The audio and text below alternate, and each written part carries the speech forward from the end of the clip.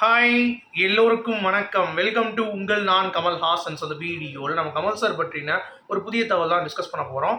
So வீடியோக்குள்ள போகிறதுக்கு முன்னாடி நம்ம சேனல் நீங்கள் புதுசாக இருந்தீங்க அப்படின்னா கண்டிப்பாக சப்ஸ்கிரைப் பண்ணிக்கோங்க. வீடியோ மறக்காமல் ஒரு லைக் பண்ணிக்கோங்க. இப்போ நம்ம வீடியோக்குள்ளே கண்டிப்பாக போகலாம். ஸோ இன்னைக்கு இளையராஜா அவர்களுடைய ஃபங்க்ஷனில் நடந்த ஒரு ட்ரெண்டிங்கான டாபிக் பற்றி தான் வந்து பேச போகிறோம். ஸோ அதுதான் ரொம்ப வைரலாக போயிட்டுருக்கு. ரஜினி சாரோடைய ஸ்பீச், அதாவது நாங்கள் வந்து சரக்கு அடிச்சுட்டு கம்போஸ் பண்ணுவோம் அப்படின்ற மாதிரியான ஒரு பேட்டர்னில் அவர் பேசியிருப்பார். அது மட்டும் இல்லாமல் கமல்ஹாசன் அவர்களுக்கு பயங்கரமாக போடுறாரு மியூசிக் பொறுத்த வரைக்கும் அப்படின்ற மாதிரிலாம் வந்து ஒரு பில்டப் கொடுத்துருப்பாரு. நிறைய பேர் நோட் பண்ணியிருந்தீங்கன்னா கமல் சார் வந்து நேற்று ஸ்பீச் வந்து பார்த்தீங்கன்னா ஒரு 4 நிமிஷம் தான் தான் பேசியிருக்காரு. ஸோ எதுக்குப்பா இது அப்படின்ற மாதிரி நம்ம யோசிக்கும் பொழுது டக்குன்னு இளையராஜாவே வந்து பார்த்தீங்கன்னா வருத்தத்தை தெரிவிச்சிட்டார். இந்த மாதிரி வந்து 50 வருட அனுபவம் இருக்குது எங்களுக்கு, அதெல்லாம் வந்து ஷேர் பண்ணியிருக்கலாம் ரஜினியும் சரி கமலும் சரி, பட் அவங்க 2 பேருமே பண்ணலங்கிறது எனக்கு ரொம்ப வருத்தமாக இருக்குது அப்படின்ற மாதிரி அவர் வந்து மன வருத்தம் வந்து தெரிவிச்சிருந்தார் அப்படிங்கிறது பார்க்க முடிஞ்சு. சரி, என்ன நடந்தது? கமல்ஹாசன் அவர்கள் பேசினார். இளையராஜா அவர்களுடைய சிறப்பை சொல்லிவிட்டு ஒரு பாடல் பாடி முடிச்சுட்டு போயிட்டார் அவர் பாட்டு 4 நிமிஷத்தில். ஆனால் யோசிச்சுக்கா கமல் சார் எப்படியும் ஒரு 10 நிமிஷமாச்சு பேசுவார் அப்படின்ற மாதிரி எதிர்பார்த்தேன். அங்கே ஏமாற்றம். அடுத்து ரஜினி அவர்கள் வந்து கிட்டத்தட்ட 15 நிமிடம் ஒரு காணொலி வந்து பேசினார். அதில் மெயினாக வந்து பார்த்தீங்கன்னா கமல்ஹாசன் அவர்களுக்கு நீங்கள் நல்ல பாடல் போடுறீங்க அப்படின்ற மாதிரி சொல்லிட்டு நம்ம சரக்கடிச்ச அனுபவத்தை அப்படிங்கிறது வந்து பகிர்ந்துக்கிட்டாரு. அதாவது இளையராஜா அரபியர்லேயே வந்து பயங்கரமாக ஆடுவார், அவர் வந்து ஒரு சாமி எது சொன்னாலும் நடக்கும், நான் என்னுடைய பாக்ஸ் ஆஃபீஸை சரியாக போகல அப்படின்னா காசு கொடுத்து ஓட வைப்பேன் அப்படின்ற மாதிரி ஏகப்பட்ட தில்லு முள்ளுகளை ரஜினி அவர்கள் வாயாலேயே வந்து சொல்லிவிட்டார். ஸோ வாயில் வடை சுடும் ரஜினி அப்படிங்கிறது கிளியர் ஆகிடுச்சு. இப்போ ரஜினி ரசிகர்கள் எங்கே போய் மூஞ்சி வச்சுப்பாங்க அப்படிங்கிறது தெரியல. ஸோ வசூல் வடைகள் அப்படிங்கிறத நம்ம ஏற்கனவே சொல்லியிருந்தோம். அதே மாதிரி ரஜினியுடைய வசூல் வடை வெளியில் வந்தது அப்படிங்கிறதுல எந்த ஒரு மாற்று கருத்தும் இல்லை, மாட்டிக்கிட்டார் அப்படிங்கிறது தான். சரியா? அடுத்து இளையராஜா மன வருத்தம் தெரிவித்தது என்னவென்றால் அவரை வந்து பேசவே இல்லை ஒழுங்காகவே. கமல்ஹாசன் அவர்களும் ரஜினிகாந்த் அவர்களும் ஜஸ்ட் மேலோட்டமாக பேசிட்டாங்க. கொஞ்சம் என்னை பற்றி நிறைய நிகழ்வுகள் பேசியிருந்தாங்க. நான் எதிர்பார்த்தேன் கமல் சார் நிறைய அனுபவங்களை பேசுவார், இளையராஜா நிறைய அனுபவங்கள் பேசுவார்னு சொல்லிட்டு.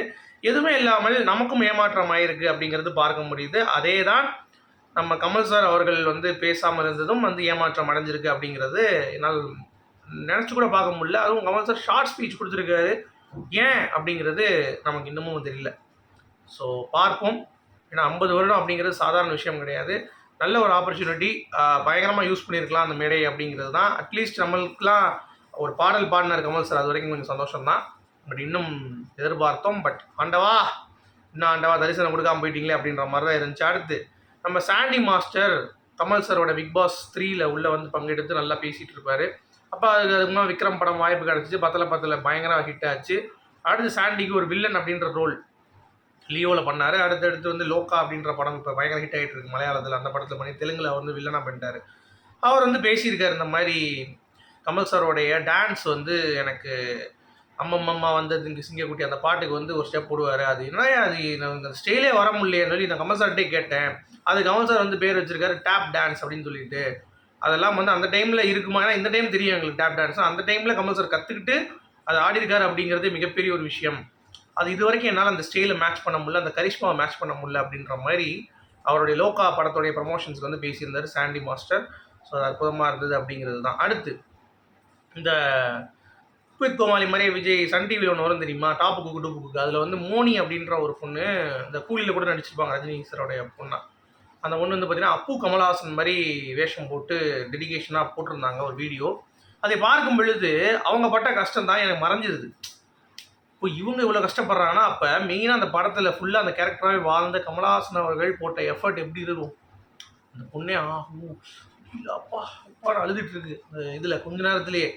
அப்போ 30-40 வருஷம் முன்னாடி ஒரு மகா கலைஞன் இந்த வேஷத்தை எப்படி போட்டிருப்பான், எவ்வளோ கஷ்டமாக இருந்திருக்கும் அப்படிங்கிறத யோசிக்கும் பொழுது நான் மோனியை குறைக்கலை. இங்கே என்ன சொல்கிறேன்னா மோனியும் டஃப்பு தான் பண்ணியிருக்காங்க, அந்த அதுக்கு வந்து பாராட்டுகள். பட் கமல்ஹாசன் அவர்கள் அந்த டைமில் எவ்வளோ அனுபவிச்சிருப்பார் அப்படிங்கிறத இதை பார்க்கும் பொழுது நமக்கு வந்து தெரிஞ்சுது அப்படிங்கிறது தான். அடுத்து இந்த ராட்சசன் படத்தில் ஒரு டீச்சராக இருப்பார்ல வினோத் சாகர் அவர் பேர். அவர் வந்து பார்த்திங்கன்னா கமல்ஹாசன் அவர்கள் படத்தை பார்த்து தான் நான் வந்து பயங்கர அடிமை அவருக்கு. நீங்கள் எந்த துறையில் சாதிக்கனாலும் கமல்ஹாசன் அவர்களை நீங்கள் ரெஃபரன்ஸ் எடுத்தாலே போதும் சாதிச்சிடலாம். அது மட்டும் இல்லாமல் கமல்ஹாசன் அவர்கள் படத்தை 100 தடவை பார்த்தாலும் எனக்கு ஏதாவது ஒரு பார்க்கும்போது இன்னொரு தடவை பார்க்கும்போது ஒரு புதுசாக ஒரு அனுபவம் வந்து எனக்கு வந்து கிடைச்சிருக்கு எப்பயுமே அப்படின்ற மாதிரி அவர் வந்து ரேஷனாக பேசியிருக்காரு. அது பார்க்காதவங்க பாருங்கள். லேட்டஸ்ட்டாக ஒரு இன்டர்வியூ தான் பேசியிருக்காரு. அப்புறம் இந்தியன் 3 சங்கர் சார் அடுத்த ஸ்கிரிப்டுக்கு போயிட்டாராம். கமல் சாரோடைய கால் ஷீட்டும் பார்த்துருக்காரு, கொஞ்சம் ஃபினான்ஸும் கேட்டார், எதுவும் கிடைக்காதனால ட்ராப்டுங்க படம். அஃபிஷியலாக இனிமேல் வந்து எந்திரிக்காத படம்.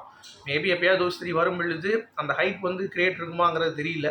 இப்போதைக்கு சங்கர் சார் ஒரு நியூ ஸ்கிரிப்டில் வந்து ஒர்க் பண்ணிட்டு இருக்காரு அப்படிங்கிறது பார்க்க முடியுது. ஸோ அதுதான் அப்டேட். அடுத்து பார்த்திபன் அவர்கள் தனுஷ் அவர்களை இட்லிகளை ஒரு படத்தில் வந்து ப்ரொமோஷன்ஸ்க்கு கமலஹாசன் அவர்கள்கிட்ட கம்பேர் பண்ணியிருக்காரு. எம்பி ஒரு கமலஹாசன், பட் நம்ம மாஸ்டர் ஆஃப் பெர்ஃபார்மன்ஸ் தனுஷ் அப்படின்னு சொல்லிட்டு நீங்கள் என்னதான் சொல்லுங்கள், கமலஹாசன் தான்.